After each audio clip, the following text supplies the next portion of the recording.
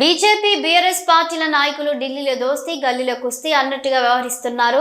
రాష్ట్ర ప్రభుత్వం చేస్తున్న అభివృద్ధిని చూసి ఓర్వలేక కాంగ్రెస్ పార్టీపై బురద జల్లే ప్రయత్నం చేస్తున్నారని రవాణా శాఖ మంత్రి పొన్నం ప్రభాకర్ అన్నారు.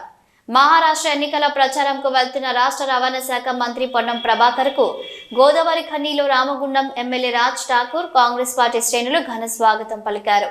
ఈ సందర్భంగా ఎమ్మెల్యే క్యాంపు కార్యాలయంలో నగర మేయర్ అనిల్ కుమార్ ఎమ్మెల్యే రాజ్ ఠాకూర్తో కలిసి తేనేటి విందులో పాల్గొన్నారు. అనంతరం మీడియాతో మాట్లాడుతూ మహారాష్ట్ర ఎన్నికల్లో బీఆర్ఎస్ పార్టీ పరోక్షంగా బీజేపీకి వత్తాసు పలుకుతుంది, అయినప్పటికీ కాంగ్రెస్ పార్టీ విజయం సాధిస్తుందని ఆశాభావం వ్యక్తం చేశారు.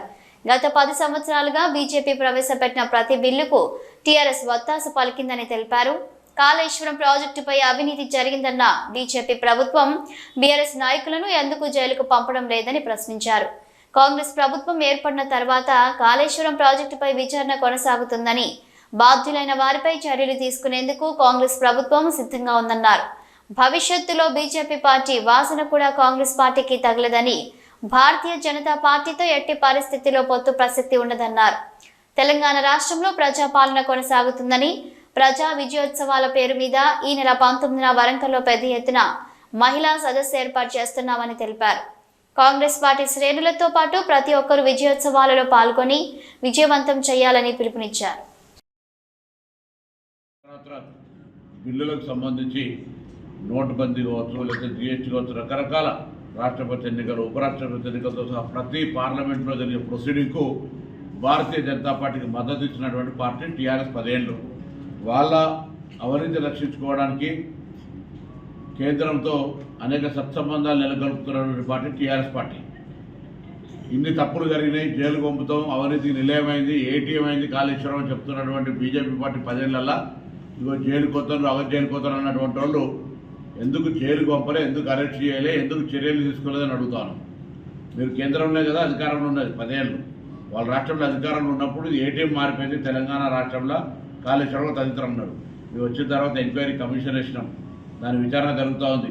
ఇతరత్తులు కూడా అనేక రకాల కరప్షన్స్ బయటికి వస్తూ ఉన్నాయి.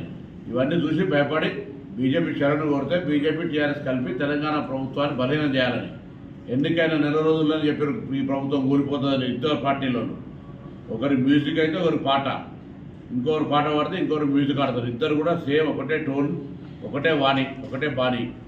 ఇది ప్రజలు అర్థం చేసుకుంటారు. ఏది ఏమైనా ఇప్పుడు జరుగుతున్న కార్యక్రమాలు తెలంగాణ ప్రజాపాలన ప్రభుత్వం వచ్చి ప్రజా విజయోత్సవాల పేరు మీద రేపు 19 నాడు వరంగల్లో మహిళా చైతన్య సదస్సు, ఇందిరా మహిళా సదస్సు పేరు మీద ఒక గొప్ప సదస్సు నిర్వహిస్తా ఉన్నాం. అది ప్రభుత్వము అనేక రకాల తీసుకున్న కార్యక్రమాలు. ఇవాళ ఆర్టీసీ బస్సులో ఉచిత ప్రయాణం కావచ్చు, లేదా 200 యూనిట్ల ఫ్రీ కావచ్చు, 500 గ్యాస్ సిలిండర్ కావచ్చు, ఆరోగ్యశ్రీ కావచ్చు, ఇంధనం మిల్లుల ఎంపిక ప్రక్రియ కావచ్చు, రైతు రుణమాఫీ కావచ్చు, ఇటు అనేక కార్యక్రమాలు తీసుకున్నాం. ఆర్థిక పరంగా మిగులు బడ్జెట్తో ఇచ్చిన రాష్ట్రాన్ని 7.5 లక్షల కోట్ల అప్పుతో ఇచ్చినప్పటికీ కూడా మరి ఒక పరిపాలనా దక్షతతో ఇవన్నీ కూడా అధిగమించి ముందుకు పోయి 1వ తారీఖు జీతాలు ఇచ్చే విధంగా చర్యలు తీసుకుంటూ